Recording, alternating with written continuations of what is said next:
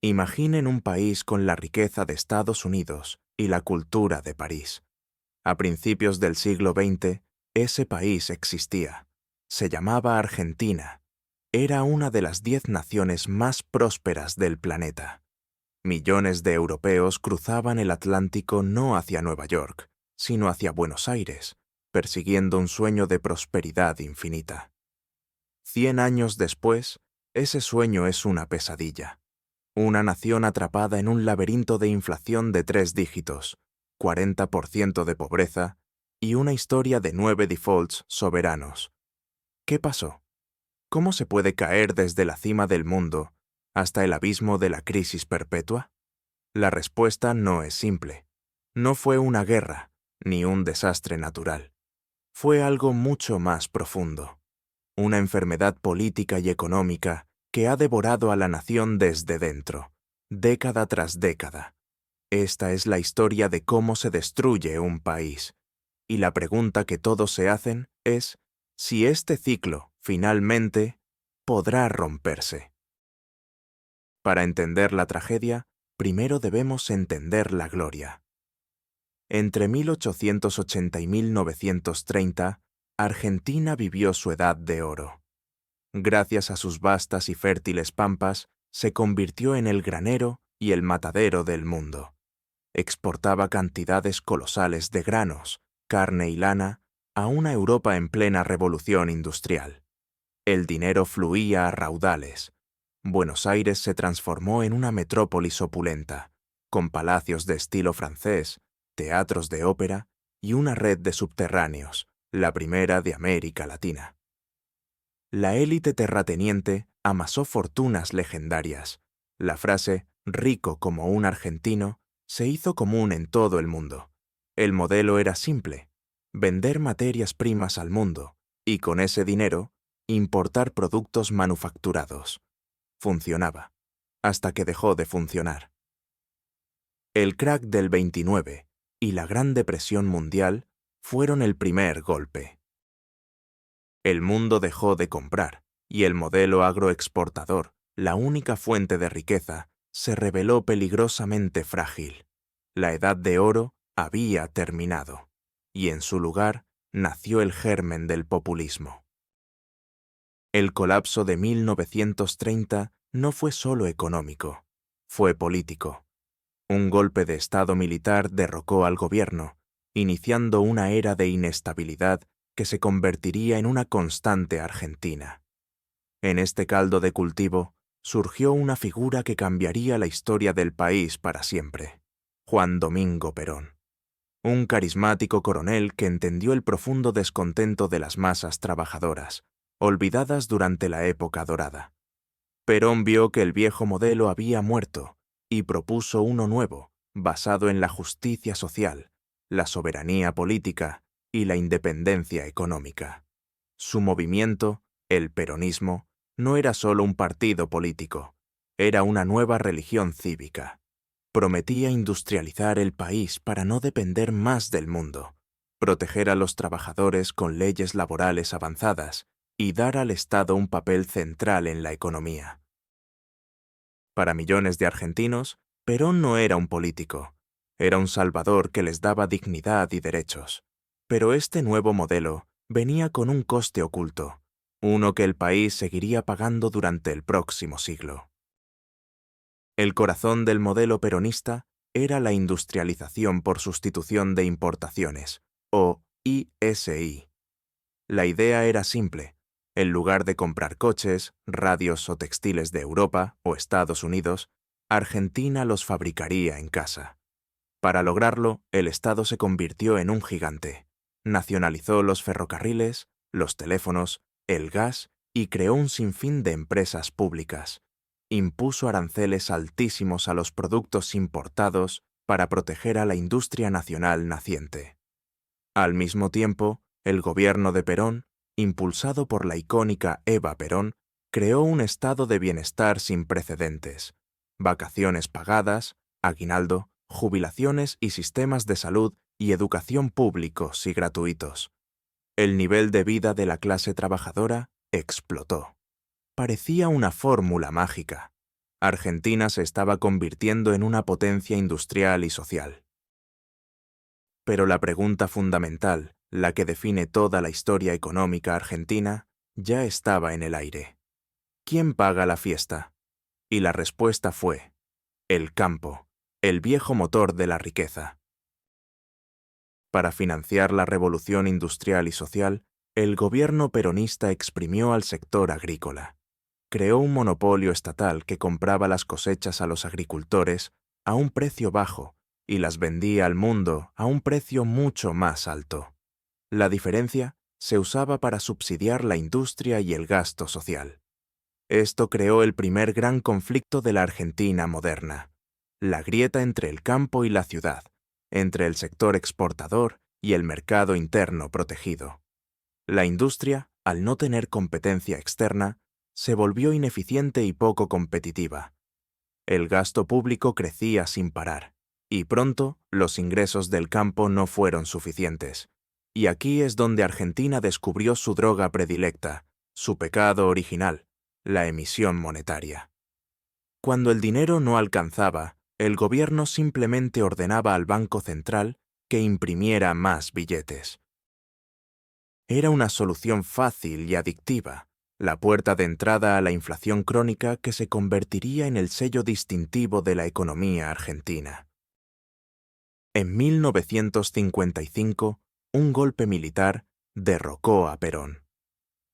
Comenzó entonces un ciclo trágico de casi 30 años, un péndulo violento entre gobiernos militares antiperonistas y breves y caóticos regresos del peronismo. Cada nuevo gobierno intentaba deshacer todo lo que había hecho el anterior. Los militares buscaban abrir la economía y reducir el poder de los sindicatos. Los peronistas, cuando volvían, renacionalizaban empresas y expandían nuevamente el gasto público. Esta falta de rumbo, esta guerra política permanente, destruyó la previsibilidad. Nadie, ni los ciudadanos ni las empresas, podía planificar a largo plazo. La inversión se desplomó.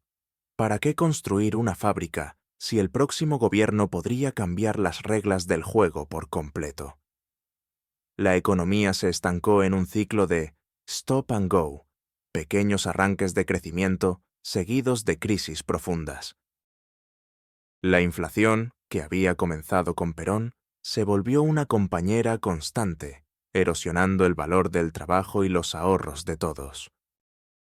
La década de los 70 llevó esta locura a un nuevo nivel. El último gobierno de Perón, y tras su muerte, el de su esposa Isabel, se enfrentaron a la crisis del petróleo y desataron una espiral de hiperinflación. La violencia política entre guerrillas de izquierda y grupos de derecha paramilitares era incontrolable. En 1976, los militares dieron el golpe más sangriento de la historia argentina. La dictadura de Jorge Rafael Videla implementó un terrorismo de Estado que dejó 30.000 desaparecidos.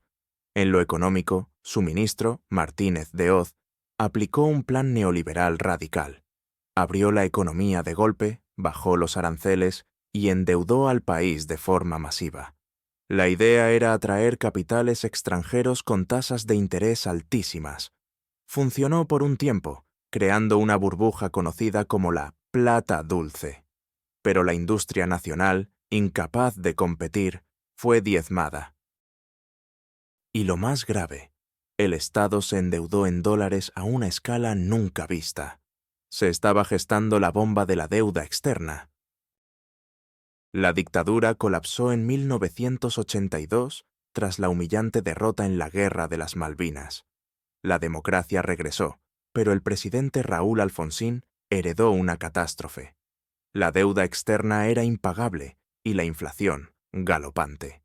Alfonsín intentó un plan de estabilización, el Plan Austral, que creó una nueva moneda. Fracasó. La maquinaria de imprimir billetes para financiar el déficit fiscal no se detuvo. A finales de los 80, la situación explotó en la primera hiperinflación real de la Argentina moderna. Los precios subían por hora. La gente corría a los supermercados en cuanto cobraba para que su dinero no se convirtiera en polvo. La tasa anual de inflación en 1989 alcanzó casi el 5.000%. El país estaba en llamas, con saqueos y una disolución social total. La democracia pendía de un hilo.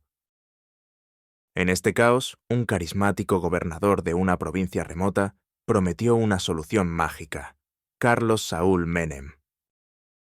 Menem, un peronista que llegó al poder con un discurso populista, dio un giro de 180 grados y aplicó el programa más neoliberal que Argentina había visto.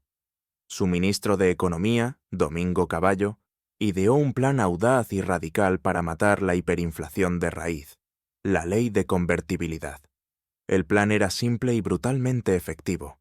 Se creó una nueva moneda, el peso convertible, y se fijó por ley que un peso valdría siempre exactamente $1. El Banco Central tenía prohibido emitir un solo peso si no tenía $1 en sus reservas para respaldarlo. Se acabó la maquinita de imprimir. La inflación desapareció de la noche a la mañana. Parecía un milagro. Para los argentinos, traumatizados por la hiperinflación, la estabilidad se sentía como el paraíso. La convertibilidad se convirtió en la nueva religión nacional, y Menem en su profeta. Argentina, una vez más, parecía que volvía al primer mundo. La década de los 90 fue una fiesta de consumo. Con un peso que valía $1, los productos importados eran increíblemente baratos. Los argentinos viajaban por el mundo con la sensación de ser ricos. La frase «Deme dos» se convirtió en el lema de los turistas argentinos en Miami. Para consolidar el modelo, Menem lanzó un programa masivo de privatizaciones. Se vendieron la aerolínea de bandera, la petrolera estatal, los teléfonos, la electricidad, todo. El Estado se achicó y el capital extranjero inundó el país. La economía creció a tasas chinas durante la primera mitad de la década. Se hablaba de las relaciones carnales con Estados Unidos. Argentina parecía haber dejado atrás para siempre sus décadas de populismo y decadencia. Pero la fiesta, como siempre en Argentina, ocultaba una resaca monumental.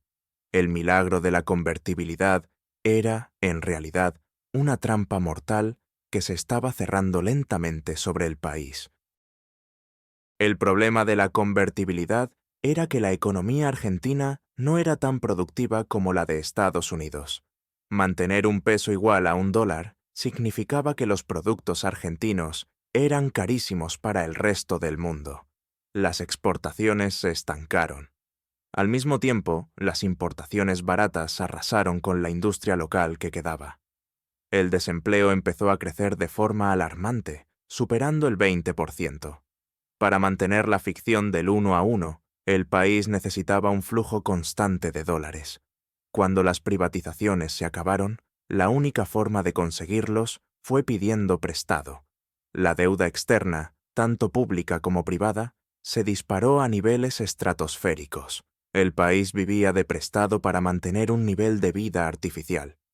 Cuando las crisis financieras de Asia, Rusia y Brasil a finales de los 90 cortaron el crédito, la trampa se cerró. Argentina estaba quebrada, pero atada a un tipo de cambio que no podía sostener. El final fue agónico.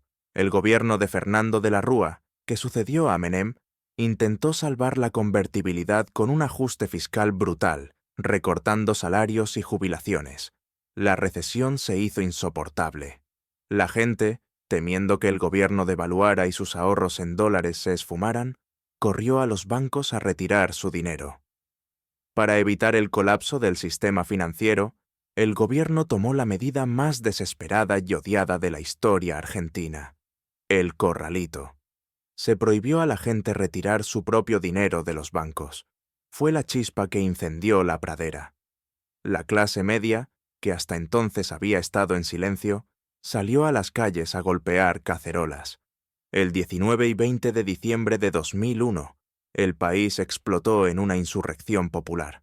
Hubo saqueos, represión y decenas de muertos. El presidente de la Rúa tuvo que escapar en helicóptero de la Casa Rosada. Argentina era un estado fallido. Lo que siguió fue un caos institucional sin precedentes. En menos de 2 semanas, Argentina tuvo 5 presidentes.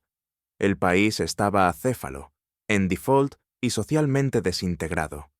El presidente interino, Adolfo Rodríguez Saá, declaró ante el Congreso la mayor cesación de pagos de la historia mundial, 95.000 millones de dólares. El aplauso de los legisladores en ese momento se convirtió en un símbolo de la desconexión de la clase política con la realidad. Finalmente, se abandonó la convertibilidad. El peso se devaluó drásticamente, perdiendo el 75% de su valor en pocos meses. Los ahorros de toda una vida se licuaron. El PBI se desplomó. La pobreza superó el 50%. La herida de 2001 se convirtió en un trauma nacional profundo, una cicatriz que define la psicología colectiva argentina hasta el día de hoy. Parecía el fin absoluto, pero de las cenizas surgió un nuevo ciclo populista.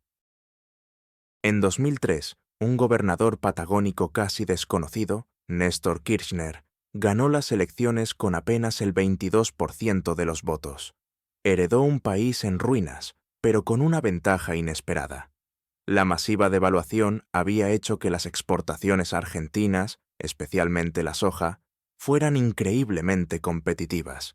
Y justo en ese momento, China comenzó a demandar materias primas a una escala nunca vista, disparando los precios internacionales. Este viento de cola fue el motor de la recuperación. Kirchner reestructuró la deuda en default con una quita agresiva, enfrentándose a los acreedores y al Fondo Monetario Internacional. Su discurso confrontativo y nacionalista caló hondo en una sociedad que se sentía humillada. El modelo kirchnerista había nacido. Una mezcla de superávits fiscal y comercial, tipo de cambio alto y un retorno a la intervención estatal. Por un tiempo, funcionó espectacularmente bien. El kirchnerismo, continuado por su esposa Cristina Fernández de Kirchner, representó una vuelta a las ideas del primer peronismo, pero adaptadas al siglo XXI. Se renacionalizaron empresas privatizadas en los 90, como la petrolera, YPF y Aerolíneas Argentinas. Se implementaron masivos programas de ayuda social y subsidios a la energía y el transporte. El consumo interno volvió a ser el motor de la economía. Sin embargo, los viejos vicios argentinos regresaron con fuerza. El gasto público comenzó a crecer mucho más rápido que los ingresos. Cuando el superávit fiscal desapareció, el gobierno recurrió, una vez más, a la maquinita de imprimir del Banco Central. La inflación, que había estado dormida, despertó. Para ocultarla, el gobierno intervino el Instituto Nacional de Estadísticas, el INDEC, publicando cifras de inflación falsas durante años. Se instaló un cepo cambiario, un control estricto para evitar la fuga de dólares. El modelo empezaba a agotarse.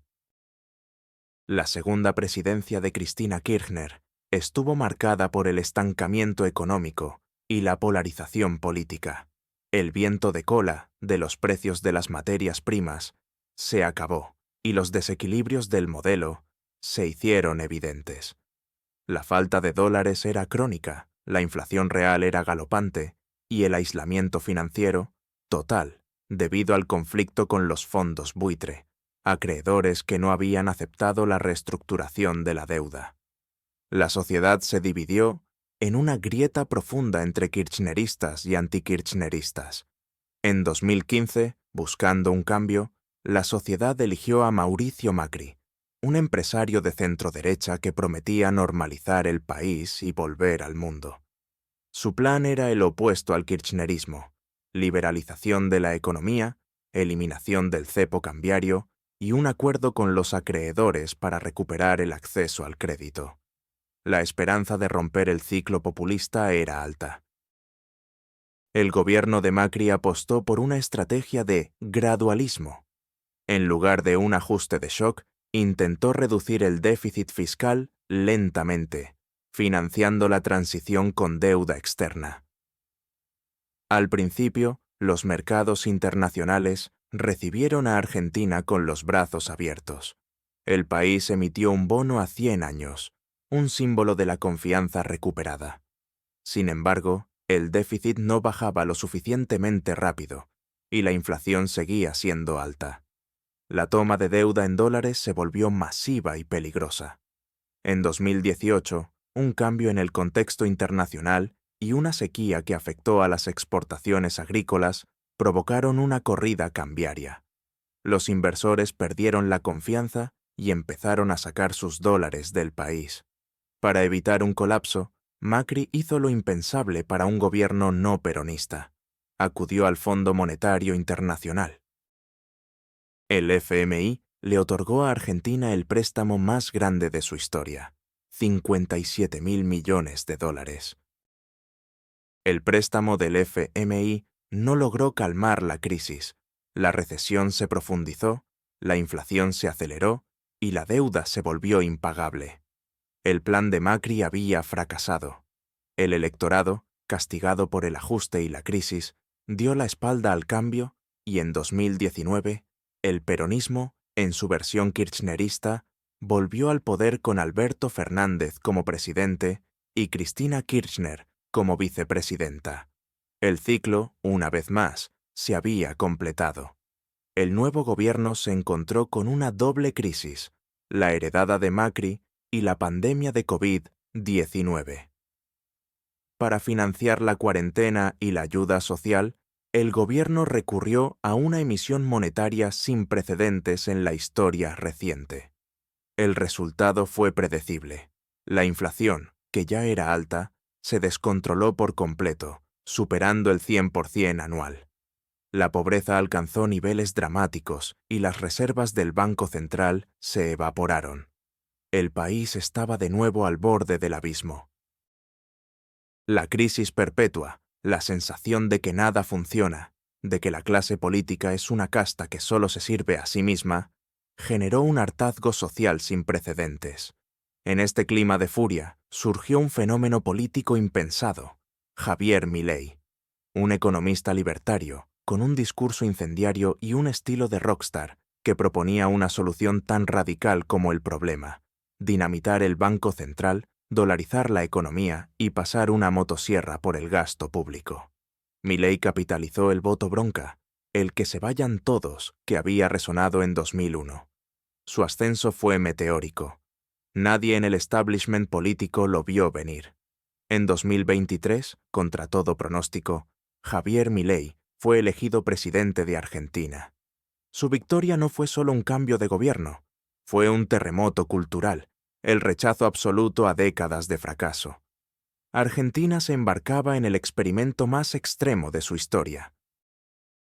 Entonces, ¿cuál es la causa raíz de este ciclo infinito? No es una sola cosa, sino una combinación tóxica de factores. Primero, una debilidad institucional crónica. Las reglas del juego cambian con cada gobierno, impidiendo cualquier tipo de planificación. Segundo, una profunda división política. La grieta entre modelos de país antagónicos que buscan aniquilarse mutuamente en lugar de buscar consensos. Tercero, una adicción cultural al Estado benefactor y al gasto público, sin una discusión seria sobre cómo financiarlo de manera sostenible. Y cuarto, como consecuencia de todo lo anterior, la tentación irresistible de usar la imprenta de billetes como solución mágica a los problemas, generando una cultura inflacionaria que ha destruido el valor de la moneda y la confianza. Es un problema político, no económico. La economía es solo el síntoma de una sociedad que no ha logrado ponerse de acuerdo sobre su propio destino. El plan de shock de Milei es el intento más drástico hasta la fecha de romper este ciclo. Un ajuste fiscal brutal, la liberalización de precios y la promesa de dolarización. Los primeros meses han mostrado un éxito inicial en frenar la inflación y acumular reservas, pero a un costo social altísimo, con una recesión profunda y una caída del poder adquisitivo. La pregunta del millón es si esta terapia de shock será la cura definitiva o simplemente una fase más violenta del mismo ciclo. ¿Tendrá el capital político para sostener el ajuste? ¿Logrará la sociedad argentina tolerar el dolor a corto plazo a cambio de una promesa de estabilidad a largo plazo? El país se encuentra en una encrucijada histórica. Podría estar al borde de romper finalmente con su pasado de decadencia, o al borde de una explosión social aún mayor que las anteriores. El experimento argentino está en marcha, y el mundo entero lo está observando. La historia de Argentina es una tragedia. Es la historia de un potencial inmenso, desperdiciado una y otra vez por los mismos errores. Es una advertencia sobre los peligros del populismo, la insostenibilidad del déficit crónico y la droga destructiva de la inflación. Demuestra que la riqueza natural no garantiza nada si no hay instituciones sólidas y una cultura de responsabilidad fiscal. El futuro de Argentina es incierto. El experimento de Milei es una apuesta de todo o nada. Puede que sea la dolorosa cirugía que el país necesita para sanar, o puede que el paciente no resista la operación. La única certeza es que el viejo sistema ha colapsado. La pregunta que queda en el aire y que queremos hacerle a ustedes es: ¿creen que un país puede realmente cambiar su ADN económico y político?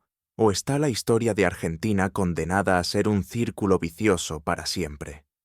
Dejen su opinión en los comentarios.